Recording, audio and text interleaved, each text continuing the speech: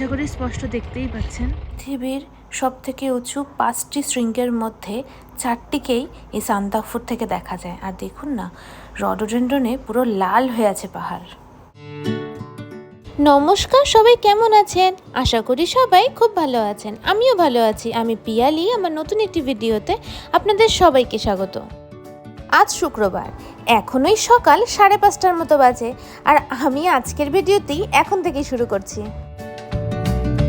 আশা করি আপনারা সবাই বুঝতে পেরেছেন যে আমি কিন্তু আবার ঘুরতে যাওয়ার জন্য বেরিয়ে পড়েছি সকাল সকাল বাড়ির থেকে। গত 4 বছরে আজকের ঘুরতে যাওয়াটা সবচেয়ে লং রুট বলতে পারেন। এই আজকের ঘুরতে যাওয়াটা আমার অপারেশনের পরে সব থেকে বড় রিস্ক নিয়ে ঘুরতে যাওয়া। শেষ মুহূর্তে আমরা ওই প্ল্যান চেঞ্জ করে বাইকটাকে সঙ্গে নিয়েছি, তার জন্য রিস্কটা একটু বেড়ে গেছে। ঘুরতে যাওয়ার প্ল্যানে যদি বাইক অপশন থাকে তাহলে আমাদের দুজনের সবসময় প্রেফারেন্স ওই বাইকটাই থাকে। দেখুন না, তাই তো লোভ সামলাতে না পেরে শেষমেশে কিনা সান্দাকফুর উদ্দেশ্যে রওনা হলাম বাইক নিয়ে। এই মুহূর্তে আমরা কোচবিহার ক্রস করে জলপাইগুড়িতে ঢুকে গেছি। আর এই যে হাতের বাঁদিকে বড় বড় বিল্ডিংটা দেখতে পাচ্ছেন, এটা কিন্তু জলপাইগুড়িতে হাইকোর্ট হচ্ছে, সেটাই কিন্তু কনস্ট্রাকশন চলছে এখনও। যাই হোক, ওয়েদারটা এখন অনেকটাই ডাউন, মানে রোদ উঠে গেলেও আমাদের কিন্তু খুব একটা গরম লাগছে না, তার জন্য আমাদের এখনও অসুবিধাও হচ্ছে না। যাই হোক, আমাদের কিন্তু আজকে সকালে বেরোতে প্রায় অনেকটাই দেরি হয়ে গেছে। আমরা কোচবিহার থেকে 4 জন এসেছি, আমরা 2 জন আর সাথে শুভ আর সুবীর। আর আজকে দেরি হওয়ার কারণ কিন্তু ওই শুভ আর সুবীর দুজনেই আজকে ঘুম থেকে দেরি করে উঠেছে, আর তার জন্য আমাদের বেরোতেও দেরি হয়ে গেছে। তো যেটা বলছিলাম সান্দাকফুর কথা, সান্দাকফু কিন্তু প্রায় প্রত্যেকেরই বলতে পারেন ওই ড্রিম ডেস্টিনেশন। ইন্ডিয়ান লোকের তো অবশ্যই, এমনকি ইন্ডিয়ার বাইরে বিদেশিদের কাছেও সান্দাকফু কিন্তু একটা ওই স্বপ্নের জায়গা। প্রতি বছর হাজার হাজার দেশি বিদেশি মানুষ এই সান্দাকফুতে সারা বছর জুড়ে আসেন। তার কারণটা হলো সান্দাকফুর অপরূপ সুন্দর ট্রেকিং রুট। প্রায় 35 কিলোমিটার পাহাড়ি রাস্তা ধরে এই ট্রেকিং রুট বানানো হয়েছে। সান্দাকফু যাওয়াটা কিন্তু আমাদের খুব একটা প্রি প্ল্যান না, ধরতে পারেন এই সপ্তাহখানেক আগে আমরা এই প্ল্যানটা করেছি। আমাদের তো এই সময় যাওয়ার কথা ছিল ভাইজ্যাগে, কিন্তু ওই ভোরটা সামনে চলে আসাতে যাওয়াটা ক্যান্সেল হয়েছে। আর যেহেতু আমি মৃন্ময়ের কাছে অনেক দিন ধরেই বলছিলাম যে ঘুরতে যাব, তো মৃন্ময় আমাকে অপশানটা দিল সান্দাকফুর, কারণ ও জানতো আমার বহু দিনের বা বলতে পারেন ওই ছোটোবেলার ইচ্ছা আমি সান্দাকফুতে যাব। তো এই অপশানটাও আমাকে দেওয়ার সঙ্গে সঙ্গেই আমি একদম রাজি হয়ে গেলাম। বছরের বিভিন্ন সময়ে সান্দাকফু বিভিন্ন রূপে সেজে বসে থাকে। প্রথমেই আপনাকে সিলেক্ট করতে হবে আপনি সান্দাকফুতে ঠিক কী দেখতে যাবেন। আমি যেহেতু সান্দাকফুতে রডোডেন্ড্রনটাকেই ফার্স্ট প্রেফারেন্সে রেখেছিলাম, তার জন্য মৃন্ময় এই সময়টা সান্দাকফু যাওয়ার জন্য ঠিক করেছিল। কেউ যদি সান্দাকফুতে বরফ দেখতে যায় তাহলে ওই ডিসেম্বর জানুয়ারিতে যেতে হবে, আর কেউ যদি সান্দাকফুতে ভিউ দেখতে চায়, কাঞ্চনজঙ্ঘা, এভারেস্ট, মাকালু, লটসে, এইসব পাহাড়গুলোকে দেখতে যেতে চায়, তাহলে কিন্তু অবশ্যই নভেম্বরের দিকে যেতে হবে। ভেবেই কত এক্সাইটেড লাগছে না, আজকে এমন একটা জায়গায় যাচ্ছি পশ্চিমবঙ্গের সব থেকে উঁচু জায়গাতে। আমি কিন্তু খুব এক্সাইটেড। কি আপনারাও এক্সাইটেড তো আমার সঙ্গে ঘুরতে যাওয়ার জন্য? সান্দাকফুতে যেতে গেলে প্রথম ধাপ হলো মানেভঞ্জনে পৌঁছানো। মানেভঞ্জনে গিয়ে আপনাকে ওখানে ল্যান্ড রোভার বা বোলেরো বুক করতে হবে, আর তার জন্য কিন্তু অবশ্যই দুপুর 2টোর আগে সেখানে পৌঁছতে হবে। মানেভঞ্জনে পৌঁছতে গেলে প্রথমেই এনজিপিতে পৌঁছতে হবে, তারপর ওই দার্জিলিং মোড় থেকে মানেভঞ্জন যাওয়ার প্রচুর গাড়ি পাওয়া যায়।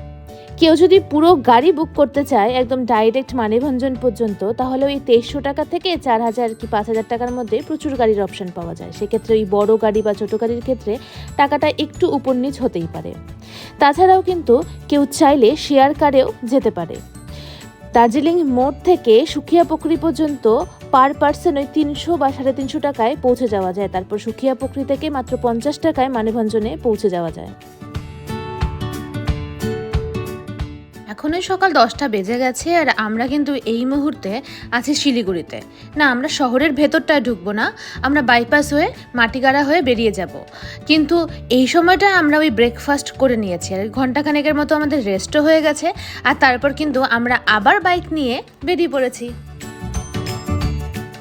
মানেভঞ্জনে নেটওয়ার্কের খুব একটা সমস্যা না হলেও সমস্যা কিন্তু হয়, আর তার জন্যই ওই কিছু ক্যাশ রেখে দিতে হয়, কারণ সান্দাকফুতে গিয়ে কিন্তু একদমই ফোনপে বা গুগল পের অপশন পাওয়া যাবে না, সেখানে সব কিছু ওই ক্যাশেই কিনতে হবে। শিলিগুড়ি থেকে মানেভঞ্জন যাওয়ার দুটো রাস্তা আছে। একটা ওই দার্জিলিংয়ের রাস্তায়, মানে ঘুমের কিছুটা আগে একটা রাস্তা ঢুকে যায়, সেই রাস্তা দিয়ে যেতে হবে মানেভঞ্জনে। আর আরেকটা হলো যেটা আমরা যাচ্ছি, ভায়া মিরিক হয়ে, পশুপতি মার্কেট হয়ে, সুখিয়াপকরি হয়ে মানেভঞ্জন। দুটি পাহাড়ের মাঝখানে একটি ছোট্ট গ্রাম হলো এই মানেভঞ্জন। নেপালি ভাষায় ভাঞ্জাং শব্দের অর্থ হলো জংশন, আর মানে শব্দের অর্থ হলো বুদ্ধস্তূপ। এই মানেভঞ্জন গ্রামটি ভারত ও নেপালের একদম সীমান্তে অবস্থিত, মানে ওই দুটি দেশকে একটি ছোট্ট কালভার দ্বারা পৃথক করা হয়েছে, যা সুখিয়াপকরি এবং দার্জিলিংয়ের লোকদেরকে এই পাশ থেকে ওই পাশে নিয়ে যাওয়ার মোটর স্ট্যান্ড হিসেবেও কাজ করে। এই ছোট্ট উপত্যকাটিতে, মানে এই ছোট্ট গ্রামটিতে আনুমানিক ওই ধরুন 6,000-এর মতো লোকজন আছে, মানে ওই 500টি পরিবার আছে। এই গ্রামটি কিন্তু সিঙ্গালীলা জাতীয় উদ্যানের রেঞ্জের মধ্যেই অবস্থিত, আর এখান থেকেই সান্দাকফু ট্রেকিং শুরু হয়। জানেন, এই ছোট্ট গ্রামটি ঘুরতে গিয়ে একটা বড় খেলার মাঠও চোখে পড়েছে। সেখানে নাকি প্রতি বছর একটি বিশাল ফুটবল টুর্নামেন্টের আয়োজন করা হয়, আর এই ফুটবল টুর্নামেন্টটা MBFA মানে মানেভঞ্জন ফুটবল অ্যাসোসিয়েশনের দ্বারা চালনা করা হয়। তবে এক বিশেষ কারণে কিন্তু মানেভঞ্জন সারা বিশ্বের কাছে খুব পপুলার। মানেভঞ্জনকে বলা হয় the land of Land Rover. সারা বিশ্ব যাকে ল্যান্ড রোভারের দেশ হিসেবে চেনে। জানা যায় Maneybhanjang Land Rover taxi association নাকি সমগ্র দক্ষিণ পূর্ব এশিয়ার ল্যান্ড রোভার ট্যাক্সির বৃহত্তম অপারেটর। আবার কিছু কিছু লোক এও দাবি করে যে এই মানেভঞ্জনের ল্যান্ড রোভার ট্যাক্সি অপারেটর নাকি বিশ্বের সব থেকে বড়, মানে অ্যাসোসিয়েশন, বিশ্বের সব থেকে বড় অ্যাসোসিয়েশন। যাই হোক, তর্ক বিতর্ক তো থেকেই যাবে। তবে একটি বিষয় নিশ্চিত যে ল্যান্ড রোভার সিরিজ 45টি ল্যান্ড রোভার সারা সিঙ্গালীলা ন্যাশনাল পার্ক জুড়ে দাপিয়ে বেড়াচ্ছে। ভাবলেই কেমন শিহরিত লাগে না? আর যদি নিজের চোখে তাদেরকে দেখা যায়, সত্যি মন যেন জুড়িয়ে যায়। এখন আমরা শুকনা ফরেস্টের মধ্যে দিয়ে যাচ্ছি। মিরিক এখান থেকে আরও 26 কিলোমিটার। ল্যান্ড রোভারের সমস্ত ইতিহাস সবাই প্রায় জানেন, তবে কিছু সংখ্যক লোক আছেন যারা ল্যান্ড রোভার নিয়ে কিছুই জানেন না। আমি তাদের জন্য বলছি, আর তারা নিশ্চয়ই আমার এই ভিডিওটা দেখে দেখে বা আমার কথা শুনে ভাবছেন যে ল্যান্ড রোভার নিয়ে এত বাড়াবাড়ি করার কি হলো। এখন তো চারপাশে প্রচুর এই 4 হুইল ড্রাইভ কার দেখতেই পাওয়া যায়, কিন্তু ল্যান্ড রোভারের কিন্তু একটা বিশাল বড় ইতিহাস আছে। প্রায় অর্ধেক শতাব্দীরও বেশি পুরনো এই এসইউভিগুলো, মানে ওই 70 দশকের গাড়ি, ভাবা যায়? যদিও বর্তমানে ওই উপরের খোলসটুকু বাদ দিয়ে ভেতরের ইঞ্জিন নতুন করে লাগানো হয়েছে। এই ল্যান্ড রোভারগুলো 1940 থেকে 1950-এর মধ্যে এই হিমালয়ে এসেছিল। ভারতে যখন ওই ইংরেজদের শাসন শেষের দিকে, ঠিক সেই সময়ের ব্রিটিশ মালিকাধীন চা বাগানগুলোতে এই ল্যান্ড রোভারগুলোকে আনা হয়েছিল। যদিও তাদের মধ্যে অনেকেই ছিল ওই প্রথম সিরিজ 1-এর মডেল। তবে আবার জানা যায় যে 1930 থেকে 40-এর মধ্যে অ্যামস্টারডামে কোনো এক মোটর শোতে এই প্রথম আত্মপ্রকাশ পেয়েছিল ল্যান্ড রোভার 4x4 কারগুলো। আর এই কারগুলো বিশেষভাবে বানানো হয়েছিল অ্যাডভেঞ্চার প্রিয় মানুষদের জন্য। গাড়িগুলোকে কিন্তু সামনে থেকে দেখলে বোঝাই যায় না যে তারা ইংরেজ আমলের গাড়ি। যদিও আমাদের ল্যান্ড রোভার বুক করা নেই, আমরা বোলেরো বুক করে রেখেছি। আমরা বাড়ি থেকেই বুক করে যাচ্ছি, তবে আগের থেকে বুক করার খুব একটা প্রয়োজন হয় না। সেখানে গিয়েও হোমস্টে, রিসর্ট, তারপর হলো গাড়ি বুক করা যায় খুব ইজিলি। তবে রিল্যাক্সে ঘোরার জন্য ট্যুর প্ল্যান করাটা বেটার হয়, মানে কোনো ট্যুর গাইডের হেল্প নিয়ে একদম NGP টু NGP বা মানেভঞ্জন টু মানেভঞ্জন প্ল্যান করে নিয়ে আসলে তাহলে খুব ভালো হয়। যেমন আমার আর মৃন্ময়ের মানেভঞ্জন টু মানেভঞ্জন ট্যুর পুরো প্ল্যান করা ছিল। আসলে শুভ আর সুবীরের কিন্তু আসার কথা ছিল না, ওদেরকে অনেক আগেও বলা হয়েছিল, ওরা কিন্তু বলেছিল যে আসবে না। আমরা অনেককেই বলেছিলাম যে তোমরা কি কেউ যাবে, কেউ যেতে চায়নি। তো মৃন্ময় বলেছে তোমার যখন ইচ্ছে তোমাকে আমি নিয়ে যাব, কেউ না গেলেও দুজনেই যাব। তো সেই জন্য জন্যই, আর দুজনে যদি আসি তখন ওই ট্যুর প্ল্যান না করে আসলে একটু সমস্যা হতে পারে, সেই জন্য মৃন্ময় একদম মানেভঞ্জন টু মানেভঞ্জন প্ল্যান করেই এসেছিল। আমার এই ঘুরতে আসার সমস্ত অ্যারেঞ্জমেন্ট কিন্তু রাজুদা করে দিয়েছিল। আমি রাজুদার নাম্বার স্ক্রিনে শেয়ার করে দিচ্ছি, আর বাকি ইনফরমেশন কিন্তু আমার ওই ভিডিও ডিটেলে থাকবে। এখন পর্যন্ত যেখানে যেখানে ঘুরতে গেছি প্রায় সমস্ত জায়গার কিন্তু প্ল্যান এই রাজুদাই করে দেয় আমাদেরকে, আর কোথাও কিন্তু কোনো রকম অসুবিধা হয়নি। Best hotel, best resort, best homestay, সমস্ত কিছুই আমাদেরকে কিন্তু বেস্টটাই প্রোভাইড করেছে। আর রাজুদার সব থেকে ভালো যেটা আমার লাগে সেটা হলো আফটার সেল সার্ভিস। এক্সিলেন্ট রাজুদার আফটার সেল সার্ভিস। ঘুরতে আসার আগের দিন রাত থেকে রাজুদা যে প্রতি ঘন্টায় ঘন্টায় ফোন করে, তারপর বাড়ি থেকে আলটিমেটলি বাইক নিয়ে বেরোনোর পর প্রতি ঘন্টায় রাজুদার ফোন আসে। কোথায় পৌঁছলে, কোথায় কত দূর গেলে কোনো অসুবিধা হচ্ছে কিনা, যতক্ষণ না পুরো ঘুরে এসে বাড়ি ঢুকছি ততক্ষণ পর্যন্ত কিন্তু রাজুদা এইভাবেই ফোন করে আমাদের খবর নিতে থাকে। আসলে রাজুদা অলওয়েজ আমাকে নিয়ে খুব টেনশনে থাকে। একজন কিডনি ট্রান্সপ্লান্ট পেশেন্টকে হয়তো এইভাবে ঘুরতে দেখেনি, এইভাবে ওয়াইল্ডভাবে লাইফ লিড করতে দেখেনি, তার জন্য বেচারা খুব টেনশনে থাকে। আর সত্যি কথা কি জানেন, আজ যে আমরা বাইকে করে আসছি এটা কিন্তু রাজুদাকে বলে আসিনি। গতকাল রাতেও রাজুদার সাথে আমার কথা হয়েছে, কিন্তু রাজুদাকে কিন্তু আমাকে জানাইনি, মানে মৃন্ময় আমাকে জানাতে না বলেছে, বলো না তাহলে রাজুদাও আসলে এই সময়টা জুলুক ঘুরতে গেছে। তো রাজুদা ওইখানে যখনই নেটওয়ার্ক পাচ্ছে তখনই আমাদের সাথে যোগাযোগ করছে, কোথাও অসুবিধা হচ্ছে কিনা খবর নিচ্ছে। কিন্তু যদি জানতে পারতো বাইক নিয়ে আসবো তাহলে রাজুদার হয়তো নিজেও ঘুরতে পারতো না। এই মানেভঞ্জন কিন্তু দার্জিলিং হিমালয় পার্বত্য অঞ্চলের 1928 মিটার গড় উচ্চতায় অবস্থিত। আর এখানের পাহাড়গুলি ওই মহাভারত রেঞ্জ বা কম হিমালয়ের একটি অংশ। আর এই মানেভঞ্জনের মাটি কিন্তু ওই বেলে পাথর দ্বারা তৈরি হয়। জানেন, এইখানকার মাটি নাকি ওই চাষবাসের জন্য একদমই উপযুক্ত নয়। আর এখানে অল্প বৃষ্টি হলেই, যেহেতু ওই বেলে পাথর দিয়ে তৈরি, তাই খুব ধস এখানে পড়ে। জানা যায় এই এলাকায় নাকি ঘন ঘন ভূমিকম্প হয়, তা অবশ্য ওই ভৌগোলিক কারণে। তবে ব্যুরো অফ ইন্ডিয়ান স্ট্যান্ডার্ড অনুসারে এই গ্রামটি যে এলাকায় অবস্থিত সেটি ভারত এবং ইউরেশিয়ান টেকটনিক প্লেটের অভিসারী সীমানার কাছে ওই সিসমিক জোন 4-এর অধীনে পড়ে। তার জন্য এখানে ভূমিকম্পটা স্বাভাবিকভাবেই বেশি হয়। মানেভঞ্জন কিন্তু ওই 5 থেকে 8 কিমি ব্যাসার্ধের মধ্যে কয়েকটি ছোট গ্রাম এবং গ্রাম দ্বারা বেষ্টিত। আর এই গ্রামটি নেপাল ও ভারত সীমান্তে অবস্থিত হওয়ায় এখানে না শুক্রবারে একটি বিশাল বড় হাট হয়। সেইখানে এখানকার লোকজনরা ওই ব্যবসায়িক উদ্দেশ্যেই একত্রিত হয়। আর আজও কিন্তু শুক্রবার, সম্ভবত আমরা ওই হাট দেখতে পাবো। আর এই যে হাতের বাঁ দিক দিয়ে ঝোপালো ঝোপালো গাছগুলো দেখতে পাচ্ছেন, ঘাস আর কি, ঘাসের ঝোপ, এগুলো কিন্তু লেমন গ্রাস। আর এই লেমন গ্রাসের আবার ফুলও হয়েছে। এখন রাস্তাটা কেমন হঠাৎ করে উঁচু হয়ে গেছে। এতক্ষণ কিন্তু আমরা উঁচুর দিকে আসছিলাম, তবে রাস্তাটা কিন্তু অল্প অল্প হয়ে উঁচু উঠছিল, এখন কিন্তু একদম উঁচু হয়ে যাচ্ছে। হাতের ডান পাশটা দেখুন কতটা উঁচুতে হঠাৎ করে উঠে গেছে। যাই হোক, মানেভঞ্জনে কিন্তু মোট 3টি স্কুল আছে জানেন। একটা হলো ওই আরসি মিশন প্রাথমিক বিদ্যালয়, যেখানে ওই কিন্ডার গার্ডেন থেকে ক্লাস 5 পর্যন্ত আছে। একটা হলো রডোড্রেন্ডন ইন্ট্রিডেটার্স ওই বোর্ডিং স্কুল আছে। আর আরেকটা কিন্তু মানেভঞ্জন হাই স্কুল আছে, যেখানে ক্লাস 5 থেকে 12 পর্যন্ত আছে। আবার এই মানেভঞ্জন হাই স্কুল কিন্তু পশ্চিমবঙ্গ মধ্যশিক্ষার বোর্ডের আন্ডারে পড়ে।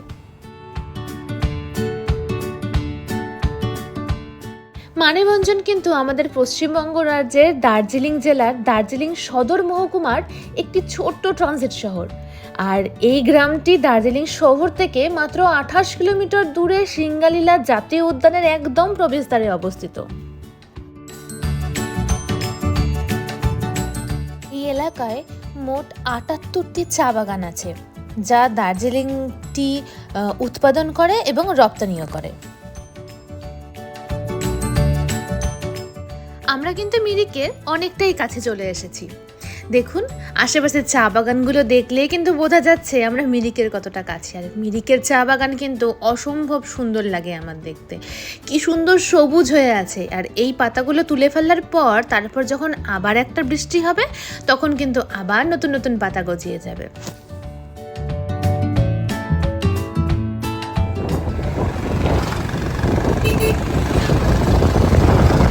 দেখেছেন গাড়ির আওয়াজ? কতটা কষ্ট হচ্ছে গাড়ির তাহলে বুঝতে পারছেন? আসলে আমাদের গাড়িটারও কিন্তু বেশ অনেক বছর হয়ে গেল, প্রায় 10 বছর।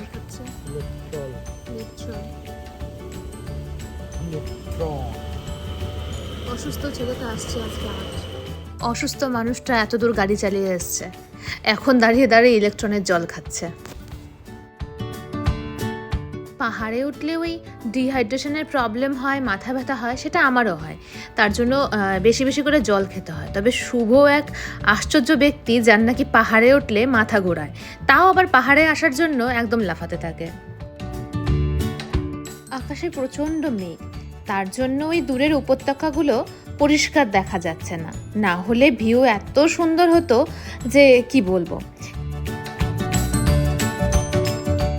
জানেন, আমাদের দুজনের বিয়ে হয়েছে দেখতে দেখতে 7 বছর পেরিয়ে গেল, কিন্তু আজ পর্যন্ত দুজনে মিলে আমরা কখনো কোথাও ঘুরতে যাইনি।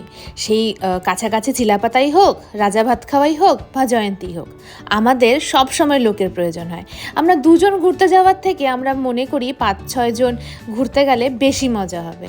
তার জন্যই তো একে টানি ওকে টানি, সবাইকে ডেকে ডেকে নিয়ে রাজি করিয়ে তারপরে ঘুরতে যাই।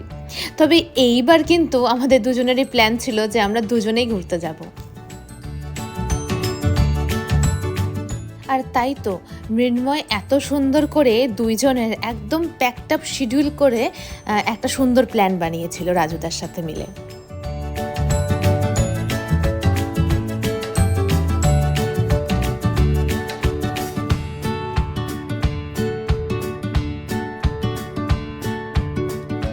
মিরিক থেকে কিছু দূর আগানোর পর পশুপতি মার্কেটের একটু আগে একটা নার্সারি দেখে আমি আটকে গেলাম। অ্যাকচুয়ালি একটা না, রাস্তায় প্রচুর নার্সারি, হাতের ডান দিকে বা দিকে। আমি এই পাশ তাকাবো না ওই পাশ তাকাবো করতে করতে এক জায়গায় এসে আমি বলেই ফেললাম, এখানে দাঁড়াও, আমি অর্কিডগুলো দেখবো তারপরেই যাব।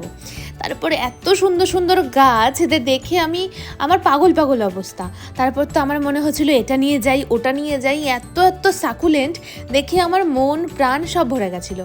কিন্তু দুঃখের ব্যাপার হলো এখন তো আমরা যাচ্ছি, তো এতক্ষণ আমি ক্যারি কোথায় করব? হ্যাঁ, ফেরার পথে হলে নিয়ে সোজা চলে আসতে পারি। তো মৃন্ময় বললো, যেহেতু ফেরার সময় আমরা এই রাস্তা দিয়েই সম্ভবত যাব, তখন তুমি যাওয়ার সময় নিয়ে যাবো। আমার তো সবচেয়ে বেশি টার্গেট ছিল ওই অর্কিডগুলো, একটাও যদি নিয়ে যেতে পারি আমার তো একদম জীবন সার্থক হয়ে যাবে। কিন্তু অর্কিডগুলো না বিশাল বড় সাইজ ছিল, ওগুলোকে নিয়ে যাওয়ার মতো অবস্থায় ছিল না। হ্যাঁ, এরপরের বার কখনো গাড়ি করে আসলে গাড়িতে করে নিয়ে যাব, বাইকে করে নিয়ে যাওয়াটা সত্যি খুব কষ্টদায়ক।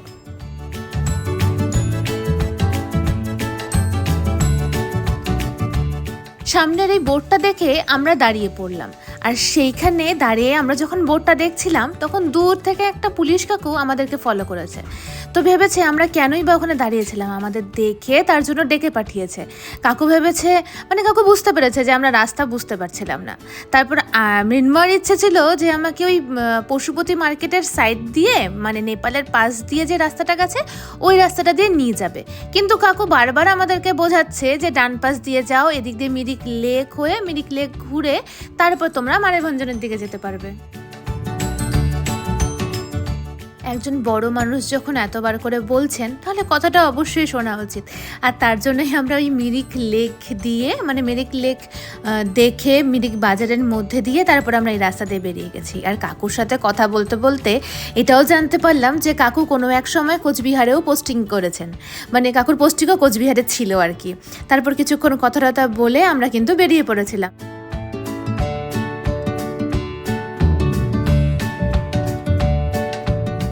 এই মুহূর্তে কিন্তু আমরা দাঁড়িয়ে আছি একদম মিরিক লেকের সামনে, খুব সুন্দর। তবে আরেকটু হেঁটে গিয়ে কোনো টিকিট কাউন্টার আছে, সেই টিকিট কাউন্টারে টিকিট কেটে এখানে ছোট ছোট বোট আছে, সেই বোটগুলোতে চড়া যায়। তবে আজ আমরা যেহেতু তাড়াতে আছি আর আমাদের আরও অনেকটা দূর যেতে হবে, তাই আমরা কিন্তু বোটে ওঠার চেষ্টাও করলাম না। যাই হোক, এখান থেকে আবার যে পশুপতি মার্কেট হলো 14 কিমি, আর সান্দাকফু যাওয়ার জন্য মানেভঞ্জন এখান থেকে 64 কিলোমিটার, আরও আমাদের 64 কিলোমিটার যেতে হবে। ঠিক ঠিক আছে, কোনো ব্যাপার না। আমরা এই সুন্দর রাস্তা ধরে ছোট বড় অনেক রকমের রং বেরঙ্গি ওই গ্রামগুলো পেরিয়ে পেরিয়ে আমরা কিন্তু চলে যাচ্ছি মানেভঞ্জনের উদ্দেশ্যে। আর দেখেছেন চারপাশটা দেখতে কি অসম্ভব সুন্দর। আমি বুঝতে পারছি না আপনারা মোবাইলে কতটা অনুভব করতে পারছেন। আমি যখন ভয়েস ওভার দিচ্ছি তার থেকে বেশ কয়েকদিন আগে আমি মানেভঞ্জনে সান্দাকফুতে ঘুরতে গেছিলাম। আর আমার এই ভয়েস ওভার দিতে দিতে ভিডিওগুলো দেখতে দেখতে আমি যেন আবার সেই ফিলগুলো আবার করতে পারছি, সেই অনুভূতিগুলো আমার আবার হচ্ছে। মনে হচ্ছে আমি এখনও সেই রাস্তা ধরে সেই সবুজের গন্ধ পেতে পেতে, চা গাছের গন্ধ পেতে পেতে এখন ওই রাস্তা দিয়ে যাচ্ছি।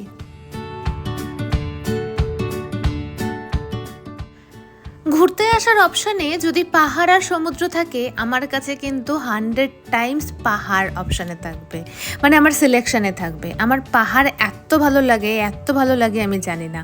সে আমার কিছুটা অ্যাক্রোফোবিয়া আছে, কিন্তু তারপরেও কিন্তু আমার পাহাড় খুব ভালো লাগে। আর পাহাড়ের দুটো জিনিস আমার সব থেকে বেশি ভালো লাগে। একটা হলো পাহাড়ে যে গাছ, আর এই প্রত্যেকটা বাড়িতে এত সুন্দর সুন্দর ওদের ফুল গাছ লাগানো থাকে সেটা। আর 2 নম্বর হলো এই সবুজ পাহাড়ের মাঝখানে লাল রঙের চালের বাড়ি। এত ভালো লাগে আমার, মানে ভাষায় আমি প্রকাশ করতে পারবো না। মিরিকে কিন্তু আমাদের খিদে পেয়ে গেছিলো। আসলে দুপুর তো হয়ে গেছে, এখন তো প্রায় ওই 1টার মতো বাজে। তারপর এই মুহূর্তে আমরা কিন্তু পৌঁছে গেছিলাম গোপালধারাতে। আর এখানে এসে গাছের দোকানগুলো দেখে আমার জন্য খিদেটা আরও কয়েক গুণ বেড়ে গেছে। আমি বলেছি যে আমি এখানেই খাওয়া দাওয়া করবো। আর এই যে গাছের দোকানটা দেখেছি তার পাশে একটা সিম্পল একটা ছোট্ট খাওয়ার দোকান ছিল। আমি সেই দোকানটাতেই কিন্তু খাওয়ার জন্য আমরা সবাই মিলে ঢুকে গেছি। আর সেখানে ঢুকেই আমরা ওই সুপি ওয়াই অর্ডার দিয়ে দিয়েছিলাম। বলেছিলাম যে হলো ডিম দিয়ে বানাতে। আমি জানি না দিদিটা কি বুঝেছে, একটা করে অমলেট উপরে দিয়ে দিয়েছে। যাই হোক, যেমন করেই বানিয়ে দেখ না কেন, খেতে কিন্তু দারুণ টেস্টি ছিল। তারপর বেশ কিছুক্ষণ আমরা ওখানে অপেক্ষা করেছি, ফটোশ্যুট করেছি। আর আমি তো ধারাম করে দোকানে পড়েও গেছিলাম, পড়ে বা হাতে তালুতে রক্তও জমে গেছিলো। যাই হোক, তারপরে আমরা কিন্তু আবার রওনা হয়ে গেলাম ওই সুখিয়া পুকুরির উদ্দেশ্যে। আর এখন ওই দুপুর 3টের মতো বাজে, আর আমরা কিন্তু এই মুহূর্তে দাঁড়িয়ে আছি সুখিয়া পুকুরিতে। আর সুখিয়া পুকুরি পৌঁছানোর একটু আগেই না কেমন যেন একটা ঝপ করে ঠান্ডা পড়ে গেছে জানেন। সুখিয়া পুকুরি থেকে রাস্তাটা একটু খারাপ, আর মাত্র 10 কিলোমিটার। আর তারপরে কিন্তু আমরা সোজা পৌঁছে গেছিলাম মানেভঞ্জনে পৌঁছে, যেহেতু শুভ আর সুবীরের কোনো আগে থেকে আসার প্ল্যান ছিল না, তারপর কথাবার্তা বলে ওদের জন্য একটা হোমস্টের ব্যবস্থা করে এই যে আমরা সন্ধ্যার সময় কিন্তু বসে পড়েছিলাম পকোড়া আর চা নিয়ে। মিনময় চা খাচ্ছিল, আর মিনময়ের কাছ থেকে শুনলাম যে চাটা নাকি এক্সিলেন্ট টেস্টি ছিল। তারপর রাতে ওই 8:30 নাগাদ আমরা একদম ডিনার করে নিয়েছি। আর এখানে এসে কিন্তু বেশ ঠান্ডাই লাগছিল। আর তারপরে একটু বাইরে হাঁটাহাঁটি করতে বেরিয়েছিলাম ওই 9টা 9:30 পর্যন্ত। তারপরে কিন্তু আমরা তাড়াতাড়ি করে ঘুমোতে চলে গেছিলাম, কারণ পরের দিনের এক্সাইটমেন্টে। পরের দিন আমরা সান্দাকফুর উদ্দেশ্যে রওনা হব। চলুন তবে, আজকে অনেকটা রাতও হয়ে গেছে, আর আমি এই ভিডিওটা এখানেই শেষ করছি। আমার ভিডিওটি যদি আপনাদের ভালো লেগে থাকে তাহলে অবশ্যই একটা লাইক, কমেন্ট ও শেয়ার করে দেবেন। আর আমার ইউটিউব চ্যানেলটা যদি আপনারা এখনও সাবস্ক্রাইব না করে থাকেন তাহলে ইউটিউবে গিয়ে ওভেন উইথ পিয়ালি লিখে সার্চ করে অবশ্যই সাবস্ক্রাইব করে দেবেন। আপনারা ভালো থাকবেন, সুস্থ থাকবেন। আপনাদের সঙ্গে আবার দেখা হবে পরের ভিডিওতে। ততক্ষণের জন্য সবাইকে টাটা।